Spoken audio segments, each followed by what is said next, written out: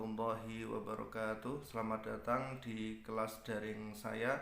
Kebetulan semester ini saya mengampu mata kuliah tafsir. Mata kuliah tafsir ini kita tidak akan pelajari seluruh tafsir Al-Quran dari Al-Baqarah sampai An-Nas, akan tapi hanya mempelajari 3 hal. Yang pertama akidah Islamiyah, yang kedua ubudiyah. Ubudiyah pun itu hanya tentang sholat, zakat dan puasa, dan yang ketiga adalah muamalah dunyawiyah.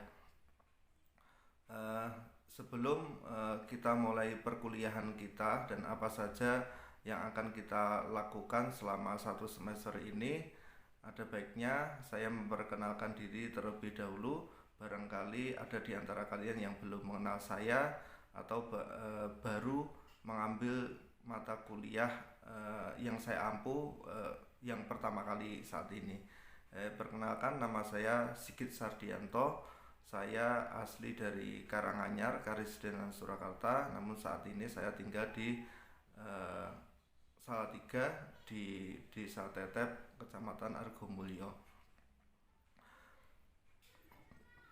Untuk background ini ya, studi saya S1 dulu di STAIN Surakarta. Saat ini sudah IAIN ya, tapi pada waktu itu saya masih STAIN, mengambil Ahwalus Sasiyah. Kalau sekarang hukum keluarga Islam ya, kalau di Salatiga ini, di IAIN Salatiga ini hukum keluarga Islam. Terus kemudian S2 saya di IAIN Salatiga mengambil ekonomi syariah. Untuk keluarga, saya sudah menikah, punya istri 1 dan 4 orang anak. Mungkin itu saja sedikit perkenalan dari saya. Selanjutnya kita masuk ke materi dan apa saja yang kita akan lakukan di perkuliahan daring kita selama 1 semester ini. Jadi seperti yang saya ceritakan tadi, dengan mengikuti mata kuliah tafsir ini, mahasiswa diharapkan mampu memahami konsep-konsep Al-Quran, khususnya tentang akidah Islamiyah, ubudiyah, dan muamalah dunyawiyah. Kemudian indikator kompetensi itu, mahasiswa diharapkan dapat yang pertama menjelaskan kandungan surat Al-Fatihah ayat 1-4. Kemudian yang kedua menjelaskan kandungan surah Al-Fatihah ayat 5-7. Yang ketiga menjelaskan Al-Quran tentang akidah Islamiyah, surat Al-Ikhlas ayat 1-4 dan surat An-Nisa ayat 48. Yang keempat menjelaskan konsep Al-Quran tentang akidah Islamiyah, surat Al-Baqarah ayat 225. Yang kelima menjelaskan konsep Al-Quran tentang akidah Islamiyah, surat Al-Baqarah ayat 136 dan surat An-Nisa ayat 125, juga surat Asy-Syu'ara ayat 13.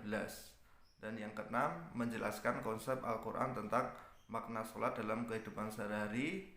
Itu nanti dari surat Al-Baqarah ayat 45-46, terus Al-Baqarah ayat 153, juga 238, dan surat An-Nisa ayat 103, surat Al-Ankabut ayat 45, dan surat Toha ayat 132.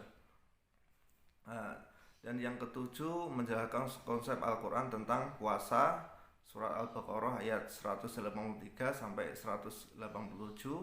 Dan yang ke-8 menjelaskan konsep Al-Quran tentang zakat, surat At-Taubah ayat 60 dan 103. Kemudian menjelaskan yang ke-9 menjelaskan konsep Al-Quran tentang etika pergaulan, surat Al-Isra ayat 23-24 dan surat Luqman ayat 14-16. Dan yang ke-10 menjelaskan konsep Al-Quran tentang etika pergaulan, surat Luqman ayat 17-19, surat Al-Hujurat ayat 13, surat Al-Furqan ayat 63. Yang ke-11 menjelaskan konsep Al-Quran tentang membina keluarga sakinah, surat Ar-Rum ayat 21, surat An-Nur ayat 32, surat Al-Baqarah ayat 221. Kemudian yang ke-12 menjelaskan konsep Al-Quran tentang membina keluarga sakinah, surat An-Nisa ayat 34, 34 dan 35. Kemudian yang ke-13 menjelaskan konsep Al-Quran tentang ilmu dan pendidikan, surat Al-Alaq ayat 1 sampai 5, surat At-Taubah ayat 122, surat Al-Ghasyiyah ayat 17 sampai 20 dan surat Al-Imran ayat 190 sampai 191. Dan yang terakhir menjelaskan konsep Al-Quran tentang mengsikapi kehidupan, surat Al-Jumu'ah ayat 9 sampai 11 dan surat Al-Qasas ayat 77. Jadi nanti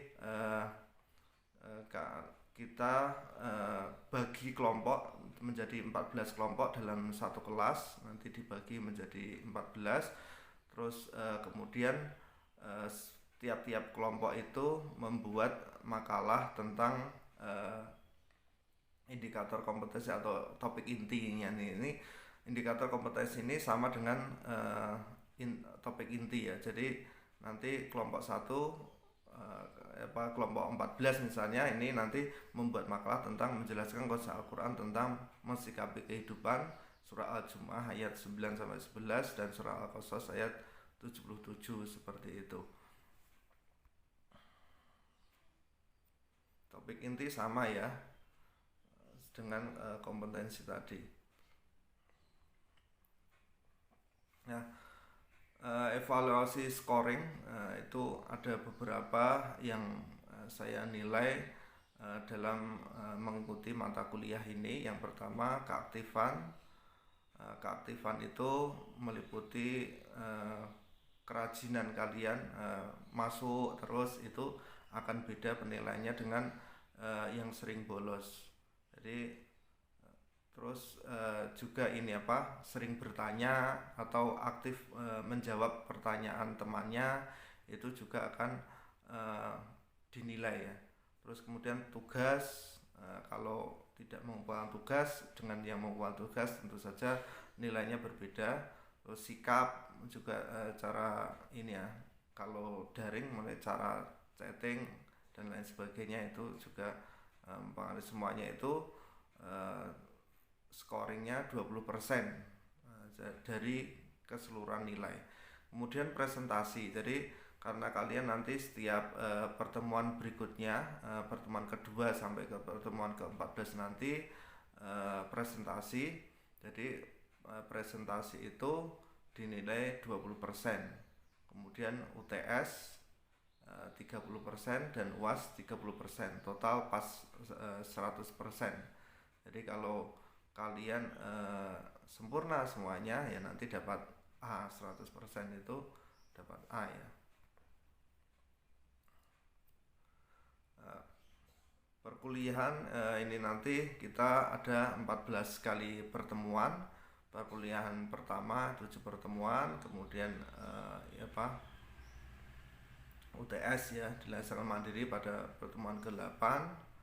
Terus kemudian perkuliahan kedua 7 pertemuan setelah UTS, nanti diakhiri dengan UAS.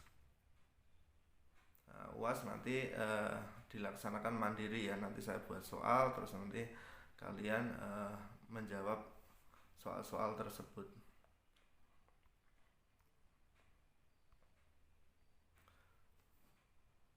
Komplain nilai, jadi nanti kalian jika sudah selesai di akhir perkuliahan nanti, kalian setelah UAS nanti saya kasih nilai di si akad, nanti kalian bisa mengeceknya.